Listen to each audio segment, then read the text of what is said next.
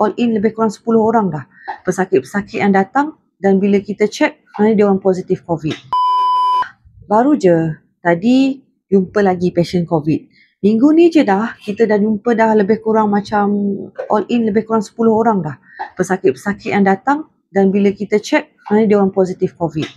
So ramai yang mungkin fikir selama ni COVID tu dah hilang, tapi kita kena waspada sebab COVID sebenarnya belum hilang lagi.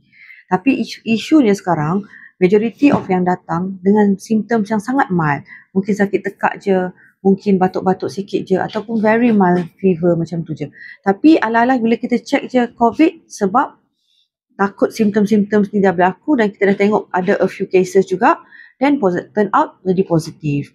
So isunya juga adalah bahayanya bila orang yang tak sedar dia COVID ni, dia pergi ke masyarakat, pergi turun sekolah, ada yang turun kerja, dan dekat rumah tak ada protection apa-apa. So yang orang yang tua, orang yang baby-baby, orang yang mengandung yang ada risiko untuk kena COVID lebih cepat ni akan dapat risiko. Sebab kenapa?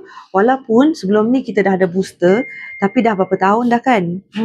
Mungkin lebih daripada 6 bulan. Booster tu immunity badan kita dah tak berapa nak berkesan.